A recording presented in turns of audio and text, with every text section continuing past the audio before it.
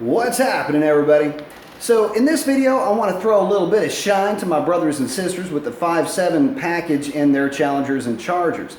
And if you're thinking about picking up one of these cars and the budget doesn't really quite allow for one of the 392 cars, 5.7, great package, and I would never ever advise against it. One of the things I like the most about that 5.7, well, first of all, it's less expensive. And it's also less expensive to own. It will get significantly better gas mileage than this 392 will. In fact, I think my truck gets better gas mileage than this car does. And by the way, that truck does have the 5.7 Hemi with the 8-speed. The only mods that I've got on that thing are a tune and a 3.92 gear set. And by the way, if you have a Ram truck with an 8-speed automatic and you don't have that 392 gear, you are missing out. That truck really is a lot of fun. So getting back to the package and the Challengers and the Chargers though, another one of the things that I like the most about it is it takes really well to modifications. And before you start getting into, well, it's only starting out with 370 horsepower, I want you to consider something. It's basically the same engine that's in my truck and it's rated at 395 horse. They dyno basically about the same numbers.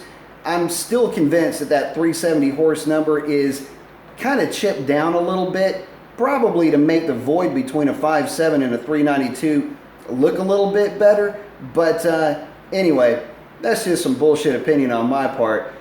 Here's the main thing though, when it comes to that 5.7, you've got an opportunity with that 5.7 because of that lower price point. If you do want to put some modifications on that car, you can kind of stretch them out a little bit over time and it really won't affect your pocketbook too much. What are those modifications? Well, cool thing about that 5.7 is that you're not starting out with as much horsepower or as much torque as a 392, but there's nothing that gearing won't solve. And throwing a gear set and a set of upgraded half shafts into that car will completely change the complexion of that thing. Mix in a tune and maybe a cold air intake and you've got basically a garden variety recipe for a mid 12-second car. And on the street, that is a ton of fun. And with that kind of gearing, it is going to be extremely punchy.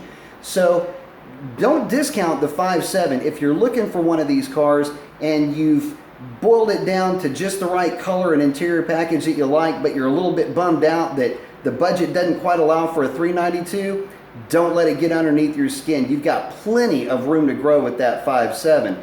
And because there's about a $10,000 to $12,000 price difference, really for, let's say, another $3,500 if you went with a gear set and a tune and a cold air intake, you're still coming in way underneath what even a fairly well-appointed scat pack would cost, and you're getting more or less the same performance if you're taking the car to the track. So, don't let that discourage you.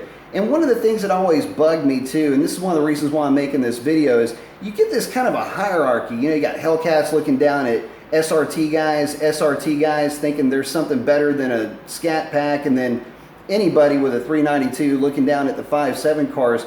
And it's really not fair. I mean, let's face it, if it weren't for the 5.7 cars, 392s and Hellcats wouldn't exist. I mean, that's basically what's floating the boat financially in terms of the V8 packages to begin with.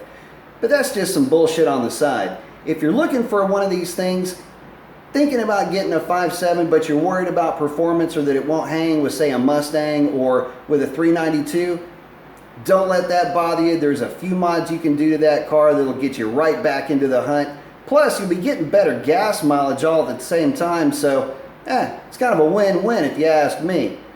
But if you were to ask me, yeah, I wouldn't be trading my SRT in on one anytime soon. You guys have a great one. Adios.